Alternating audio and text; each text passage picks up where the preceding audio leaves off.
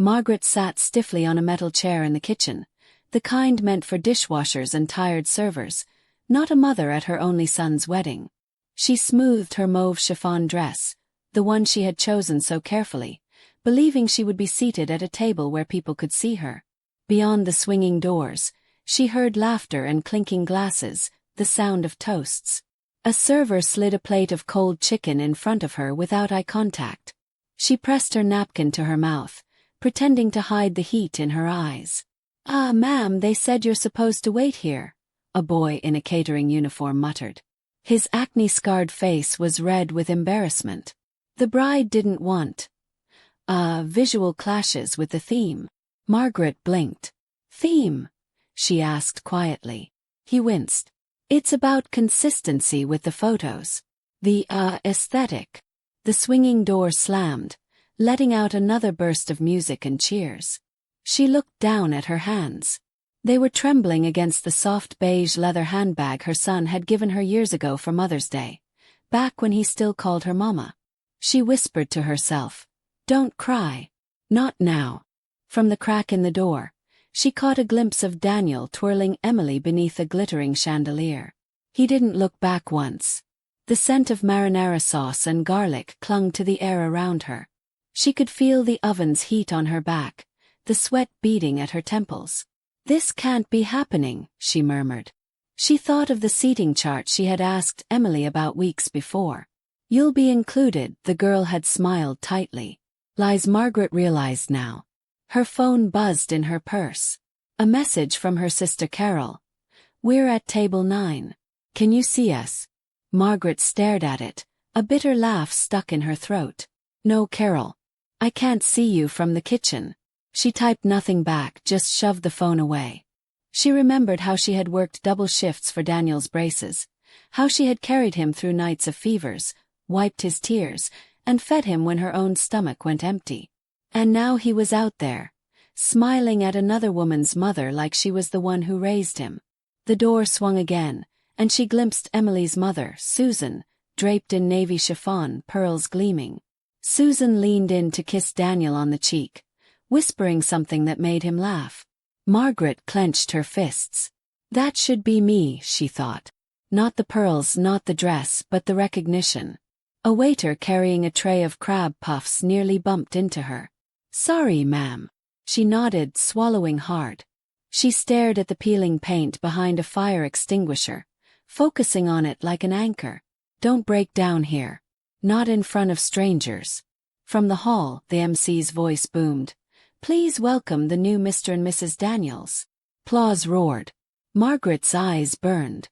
She whispered, He's still my Daniel. But no one heard her. She unfolded the program she had been handed at the church. Elegant cream cardstock, gold cursive lettering. No mention of her anywhere. The first speech by Emily's mother. The father walking the bride down the aisle. Even the program erased her. She folded it back with shaking hands. Her plate still sat untouched. Cold chicken, wilted vegetables, a gravy stain on the floor beneath her shoes. She nudged the food aside, appetite gone. A young server asked softly, Do you want a refill, ma'am? She forced a smile. No, thank you. I'm fine. She wasn't. Inside the hall, Susan's voice floated out. We're so grateful to have Daniel as part of our family. He's like a second son already. Margaret's lips pressed tight. Second son. Gave him life. She bit the inside of her cheek until she tasted blood. Daniel's laughter boomed. That deep, rumbling laugh Margaret had known since he was a boy chasing sprinklers in their backyard. Her chest tightened. That laugh belonged to her memories, not to this glittering hall where she was a ghost. She stood slowly, moved toward the swinging door, and pushed it just enough to peek inside. Emily's eyes met hers across the room. For a brief second, Margaret thought she would soften. But Emily smiled, confident, deliberate, before turning back to her bridesmaids. Margaret froze. This wasn't an accident. This was a choice. Something inside her shifted. Not broken, no. Repositioned. She wasn't invisible by mistake. They had erased her deliberately. Daniel had let it happen. Emily had planned it. And Margaret, standing in the kitchen shadows, felt the first spark of rage rise in her chest like fire waiting for oxygen. Margaret let the door swing shut and the laughter vanish behind stainless steel. She pressed her palm to the cool wall, breathing through the pinch in her throat. A cook slid past with a pan of roasted vegetables. "Hot behind," he warned. She nodded and stepped away, whispering, "It's fine. I'm fine." She wasn't. Her phone buzzed again. "Carol, you okay?" Margaret typed, deleted, typed again. "Enjoy the night." She slipped the phone back into her bag like it weighed a stone.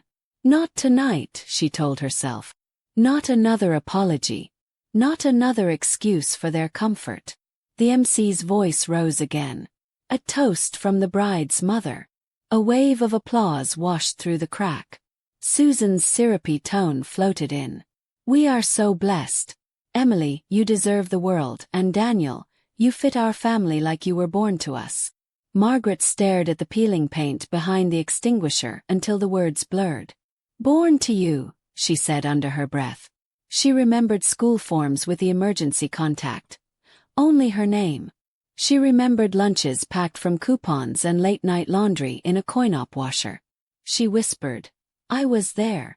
I was always there." A server in a black apron paused. "Do you need water, ma'am?" Margaret blinked back to the room. "No, thank you." The girl hesitated. "My mom raised me alone too," she said softly, then hurried away before Margaret could answer. The kindness stung more than the insult. Margaret sat again, spine straight, fingers folded over her bag. "I'm not going to cry in a kitchen," she mouthed, as if making a pact with her reflection in a dull chrome tray. Another cheer thundered. She lifted her chin like a soldier under rain. Music swelled. She caught a sliver of dance floor. Emily's dress flashed, white and bright like a dare. Daniel's hand at his wife's waist was gentle, practiced. Margaret remembered teaching him to slow dance in their tiny living room so he'd be ready for middle school formals. Her hand on his shoulder, his feet on hers. "Count with me, baby. 1, 2, 3. He had giggled then, his cheek against her sweater. She pressed her lips tight now. 1, 2, 3, she counted anyway, but this time it sounded like patience burning. The MC handed the mic to the best man. Jokes, laughter, the comfortable roar of belonging. Margaret thought of the budget spreadsheet she had kept for a year, every invoice marked, every deposit on time. "I made this day possible," she said quietly. The door swung, and a photographer slid through, swapping batteries. He spotted her and froze, then gave an awkward half-smile. "I need the light." She stepped aside. He was gone. She stared at the door's brass porthole like an eye that refused to see her. Her phone buzzed again.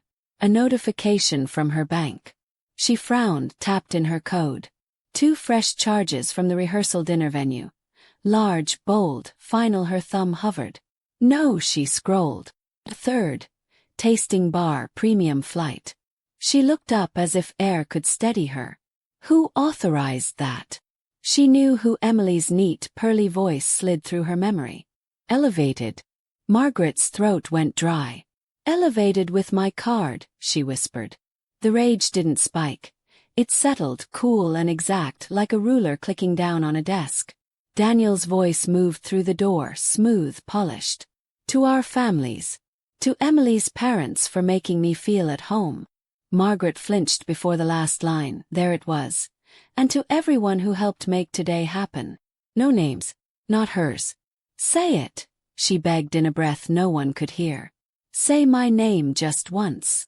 Silence answered. Applause followed. She set her palm on the table until the grain printed into her skin. "All right," she said softly. "All right then." She stood. The chair groaned like it wanted to hold her longer, but she stepped away. The young catering boy reappeared and cleared the plate. "Was everything okay?" he asked. She met his eyes, kind, nervous. "You did fine," she said. "It isn't on you." He nodded, relieved, and whisked away the cold chicken like a secret. Margaret slid the program into her purse as if filing a record. Noted, she told herself. Everything is noted. Outside in the service corridor the air cooled. A soda machine hummed like a tired choir. She dialed the florist first. This is Margaret Rowan. Please cancel tomorrow's brunch delivery. The woman on the line fussed. We're already conditioning the blooms. Margaret's voice stayed gentle and firm. Do not process the balance. We will not need them. She ended the call and looked at her hand. It was steady now, as if it had found its job again. She called the band manager next. We won't require the late set tomorrow night. A beat of shocked silence. But please consider the matter closed. Blick. The third call bar vendor. We're scaling back. Cancel second shift. No midnight service. She ended the calls and leaned against the wall. The soda machine kept humming. That's enough, she told the dark corridor. That'll do. She pictured the brunch room bare, the night set fading early, the bar going quiet. She didn't smile. She just breathed easier. She returned to the kitchen, took her bag and walked out the service exit. The night air lifted the hairs on her arms. In the parking lot, fairy lights twinkled across hedges like false promises. She unlocked her car and sat behind the wheel without starting it. Her phone lit with messages. Where are you? Mom. Margaret, can we talk? She placed the phone face down on the passenger seat. The silence felt like a blanket, rough but warm. I'm not explaining myself, she said. Not tonight. At the hotel, the room smelled of lotion and quiet. She sat on the bed in her dress, the fabric puddling around her like a soft moat. She removed her shoes and rubbed the red grooves across her toes. You did your best, she told the woman in the mirror. The woman in the mirror tilted her head, unconvinced, then softened.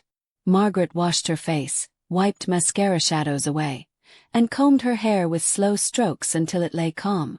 We are not brittle, she said. We are tempered. The digital clock glowed red. She opened her tablet. The budget file brightened the room with rows and columns.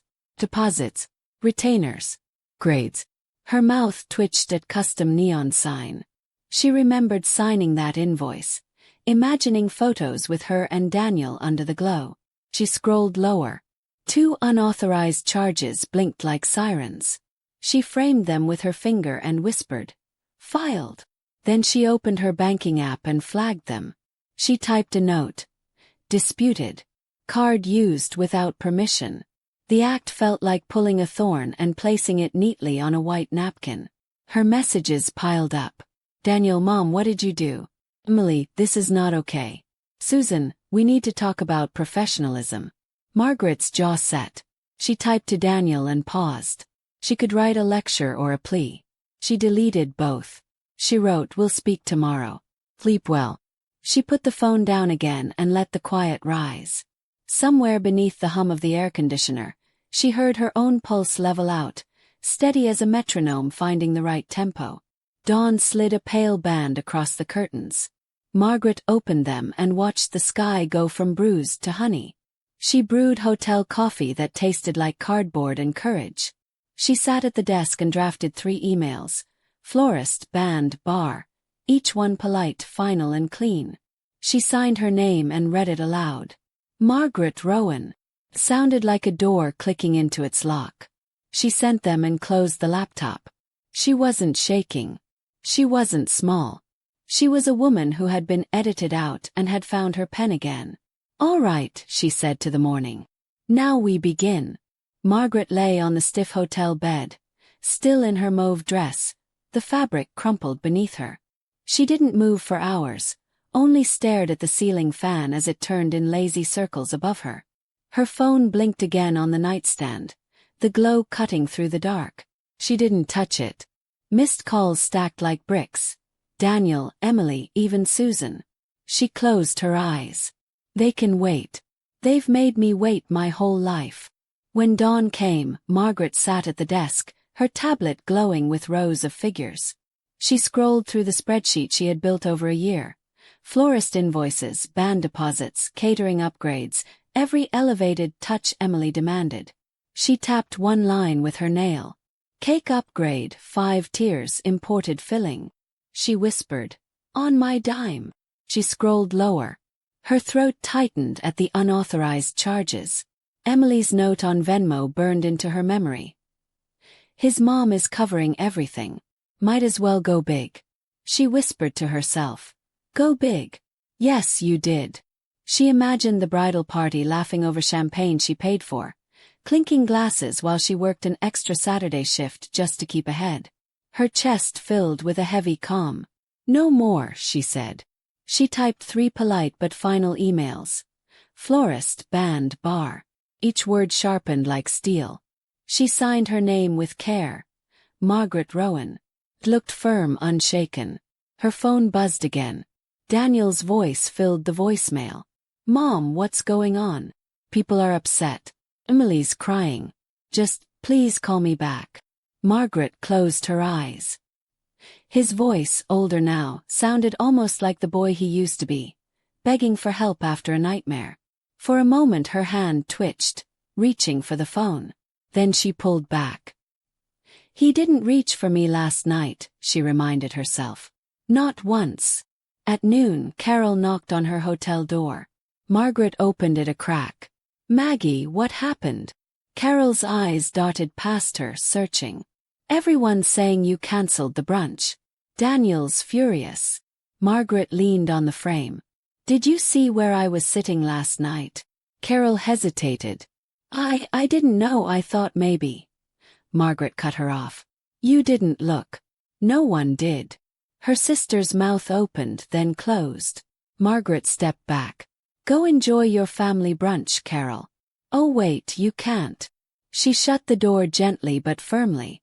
Alone again, Margaret sat by the window, coffee cooling in her hand. She whispered, this isn't revenge. It's correction. Outside, cars crawled past, life moving as if nothing cracked inside her the night before. She remembered Daniel's 10th birthday, the chocolate cake with sprinkles. He had hugged her so tight. You're the best, Mama, he'd said. That word Mama still hurt. Now she was just Margaret, erased from the program, erased from the speech. By evening, another message appeared, Emily this time. I don't understand why you're doing this. Feels really disrespectful. My parents are embarrassed. Margaret laughed once, short and sharp. Embarrassed, she repeated. I sat by the trash bins so their photos wouldn't be spoiled, and they're embarrassed. She tapped delete. That night she didn't turn on the TV. She let the silence stretch until it felt like company. She thought of Daniel's words again. I feel at home with you all. Not with her. Never with her. She pressed her palms together in front of her lips. I gave you a home, she whispered into her fingers. Every wall, every meal, every light bill. I gave you one. The next morning she packed slowly. Mauve dress folded carefully, beige handbag tucked on top. She checked the bathroom twice, then zipped the suitcase with a finality that clicked in her chest. She looked once around the hotel room. This was the night I woke up, she told the empty bed. She wheeled her case out. Downstairs the receptionist smiled. Checking out, Ms. Rowan. Margaret nodded. Yes. The girl glanced at her screen. Everything's settled. Margaret's lips curved slightly. Yes, it is. She signed the slip with steady strokes. Her name looked firmer than it ever had. In the parking lot, sunlight bounced off the hood of her car.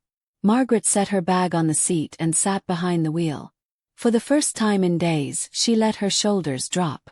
She thought of the brunch room that would sit empty, the band that never played, the bar that closed early. She whispered, let them remember me that way. Her phone rang again. Daniel. She stared at the screen until it went dark. Voicemail buzzed in. She pressed play. Mom, please. We can fix this. Just don't leave like this. His voice cracked at the end. She closed her eyes.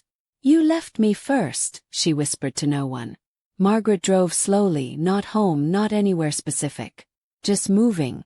She stopped at a red light and saw a florist cart on the corner, blooms bright and unapologetic. She rolled the window down, breathed in the scent, and smiled faintly. Not for them, she said. For me. She drove on.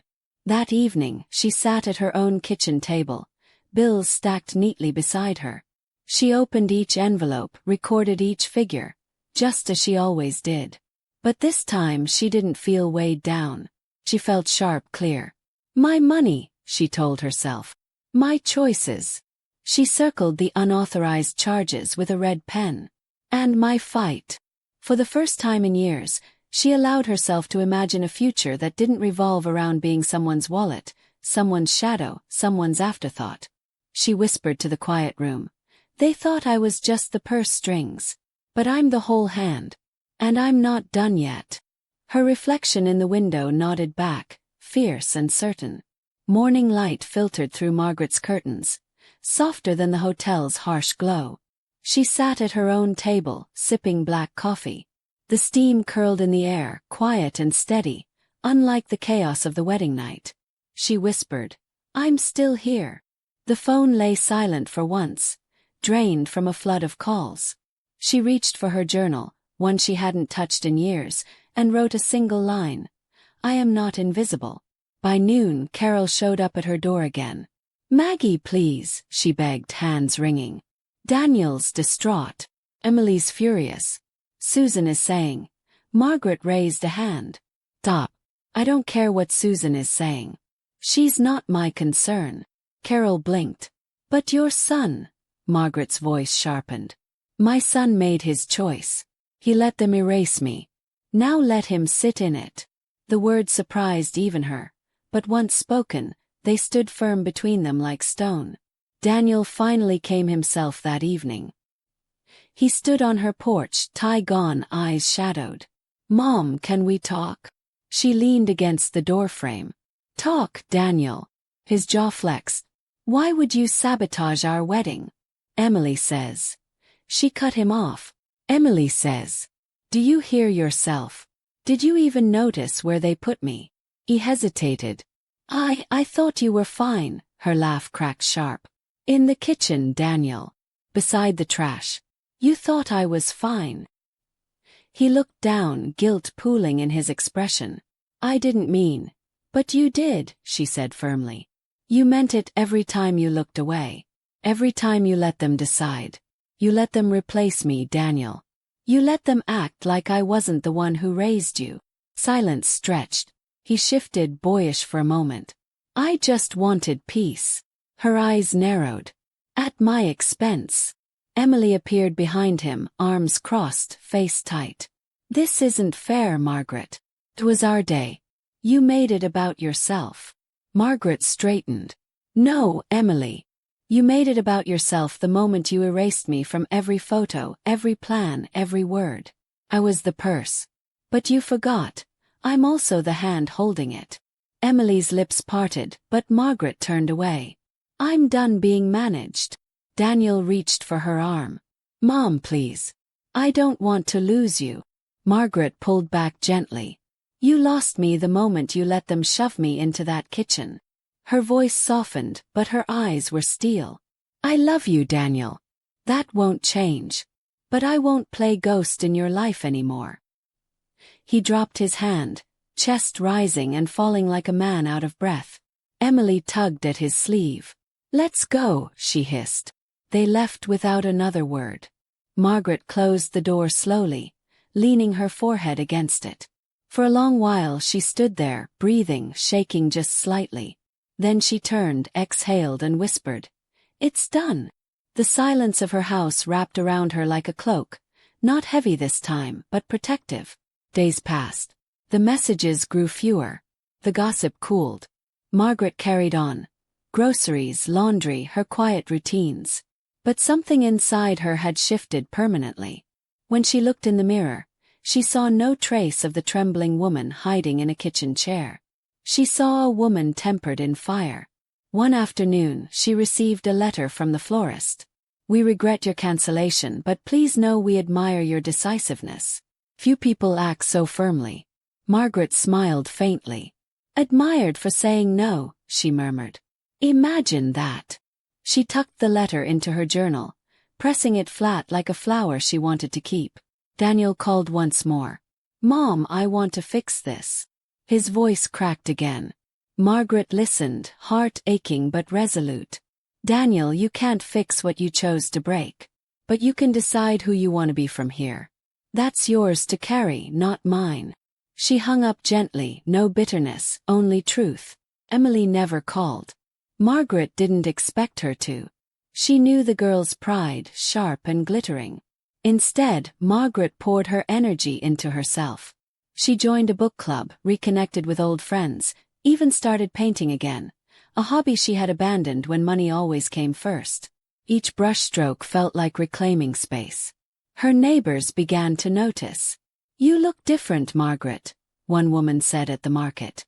Margaret smiled softly. "I feel different."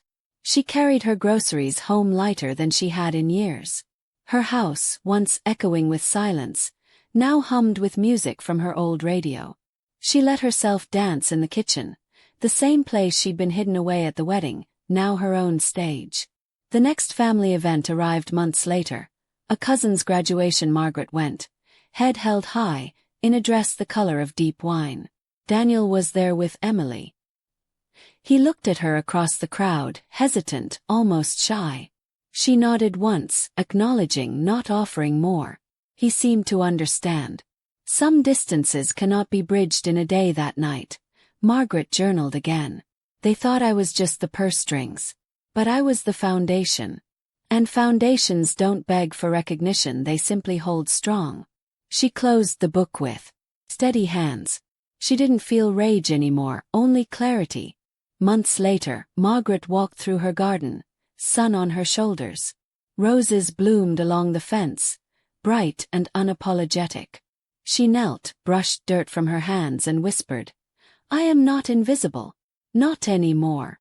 Beyond the roses, children laughed in the street, a new song of life moving forward. Margaret stood tall, the woman once shoved into the kitchen, now fully in her own